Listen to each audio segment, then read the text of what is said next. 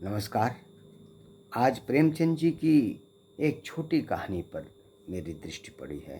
कहानी का शीर्षक है आत्मसंगीत। मैं आज बिना किसी भूमिका के कहानी पाठ शुरू कर रहा हूँ। लीजिए।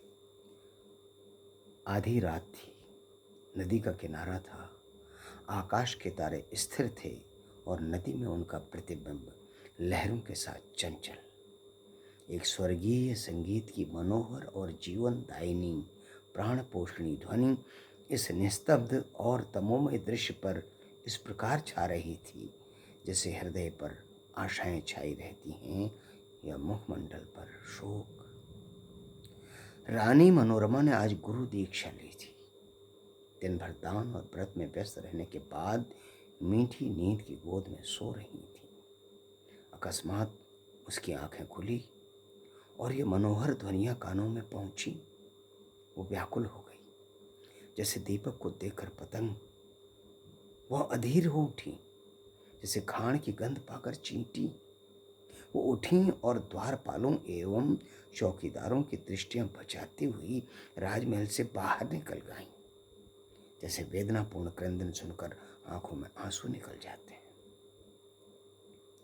सरिता तट पर कंटीली झाड़ियां थीं, ऊंचे कगारे थे, भयानक जंतु थे और उनकी डरावनी आवाजें।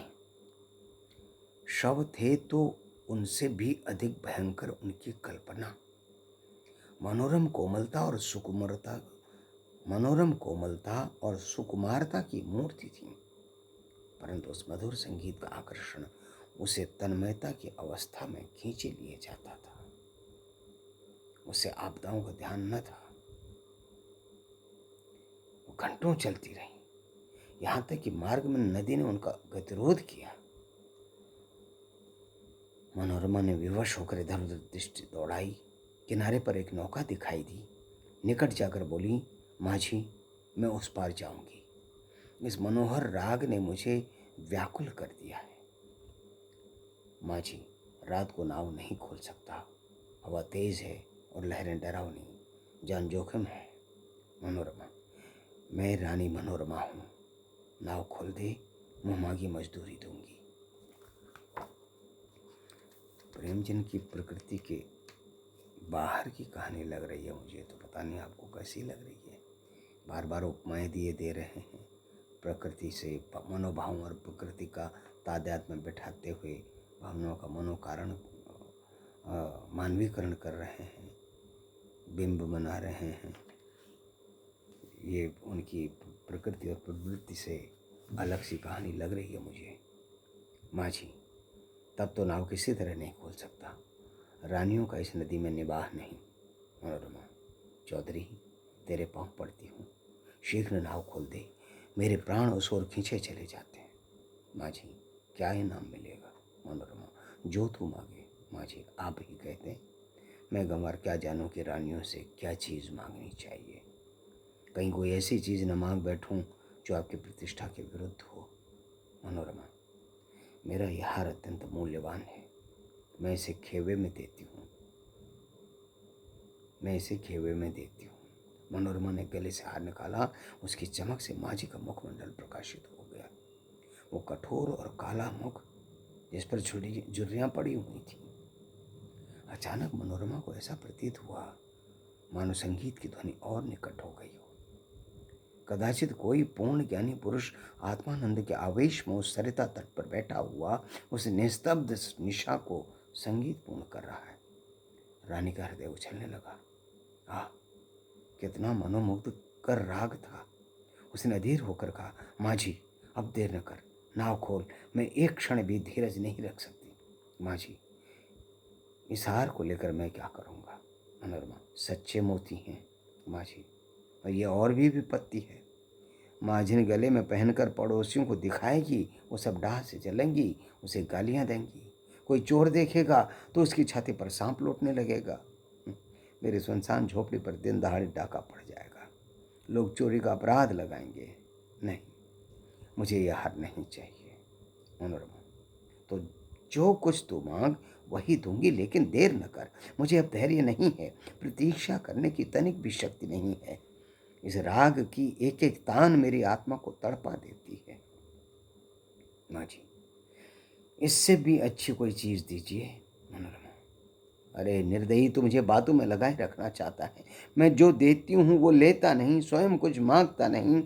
तुझे क्या मालूम मेरे हृदय की इसमें क्या दशा हो रही है।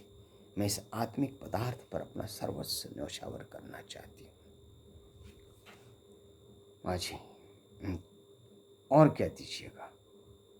मनोरमा, मेरे पास इससे बहुमूल्य और कोई वस्तु नहीं है, लेकिन तू अभी नाव खोल दे तो प्रतिज्ञा करती हूँ कि तुझे अपना महल दे दूंगी, जिसे देखने के लिए कदाचित तू भी कभी गया हो।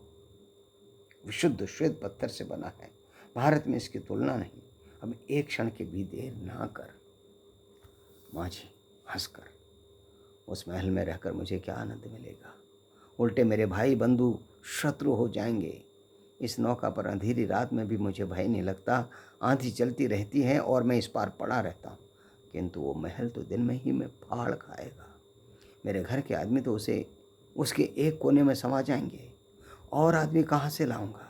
मेरे नौकर चाकर कहाँ, इतना माल असबाब कहाँ, उसकी सफाई और मरम्मत कहाँ से कराऊंगा। उसकी फुलवारियाँ सूख जाएंगी, उसकी क्यारियों में गीदड़ बोलेंगे और अटारियों पर कबूतर और अबाबीलें घोंसले बनाएंगी। मनोरमा अचानक एक तन्मय अवस्था में उछल पड़ी। उसे प्रतीत हुआ कि संगीत निकटतर आ गया है। उसकी सुंदरता और आनंद अधिक प्रखर हो गया था। जैसे बत्ती उकसा देने से दीपक अधिक प्रकाशमान हो जाता है।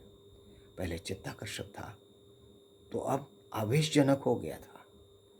मनोरमा ने व्याकुल होकर कहा, तो फिर अपने मुंह से क्यों कुछ नहीं मांगता। आहा, कितना विरागजनक राग है, कितना विह्वल करने वाला। मैं अब तनिक भी धीरज नहीं रख सकती। पानी पानी उतार में जाने के लिए जितना व्याकुल होता है, श्वास हवा के लिए जितनी विकल होती है, गंध उड़ जाने के लिए जितना व्याकुल होता है, मैं उस स्वर्गीय संगीत के लिए उतनी व्याकुल हूँ। उस संगीत में कोयल की सी मस्ती है, पपी है किसी वेदना है, श्यामा की सी विह्वलता है। इसमें झरनों का सा जोर है, आंधी का सा बल है। इसमें वो सब कुछ है जिससे विवेकाग्नि प्रज्वलित होती, जिससे आत्मा समाहित होती है और अंतःकरण पवित्र होता है। माझी, अब एक क्षण का भी विलंब मेरे लिए मृत्यु की यंत्रणा है। शीघ्र नौका खोल। जिस सुमन की ये सुगंध है, जिस दीपक की ये दीप्ति है, उस तक मुझे पहुंचा दे। मैं देख नहीं सकती। एक संगीत का रचयिता कहीं निकट ही बैठा हुआ है, बहुत निकट। माँ जी, आपका महल मेरे काम का नहीं है, मेरी झोपड़ी उससे कहीं सुहावनी है। मनोरमा, हाय तो तुझे अब क्या दूं। ये संगीत नहीं है, ये एक सुविशाल क्षेत्र की पवित्रता है, ये समस्त सुमन समूह का सौरभ है, समस्त मधुरताओं की माधुरी है, समस्त अवस्थाओं का सार है। नौका खोल। मैं जब तक जीऊंगी तब तक तेरी सेवा करूंगी, तेरे लिए पानी भरूंगी, तेरी झोपड़ी बुहारूंगी, तेरी माझी के पैर मलूंगी। प्यारे माझी, यदि मेरे पास 100 जानें होती तो मैं संगीत के लिए अर्पण करती। ईश्वर के लिए मुझे निराश न कर। मेरे धैर्य का अंतिम बिंदु शुष्क हो गया है। अब इस चाह में दाह है, अब ये सिर तेरे चरणों में है। ये कहते कहते मनोरमा एक विक्षिप्त की अवस्था में माँ जी के निकट जाकर उसके पैरों पर गिर पड़ी। उसे ऐसा प्रतीत हुआ मानो ये संगीत आत्मा पर किसी प्रज्वलित प्रदीप की तरह ज्योति बरसाता हुआ मेरी ओर आ रहा है। उसे रोमांच आया, वो मस्त होकर झूमने लगी। ऐसा ज्ञात हुआ कि मैं हवा में उड़ी जाती हूँ। उसे अपने पार्श्व देश में तारे झिलमिलाते हुए दिखाई देते थे। उस पर आत्मविस्मृत का भावावेश छा गया। और अब इसमें प्रूफ मिस्टेक बहुत है, इसलिए पढ़ते पढ़ते गलत हो रहा है तो प्रवाह टूट रहा है। आत्मविस्मृति का होना चाहिए, आत्मविस्मृत लिखा हुआ है, उस पर आत्मविस्मृति का भावावेश छा गया। और अब वही मस्ताना संगीत, वही मनोहर राग उसके मुंह से निकलने लगा। वही अमृत की बूंदें उसके अधरों से टपकने लगी।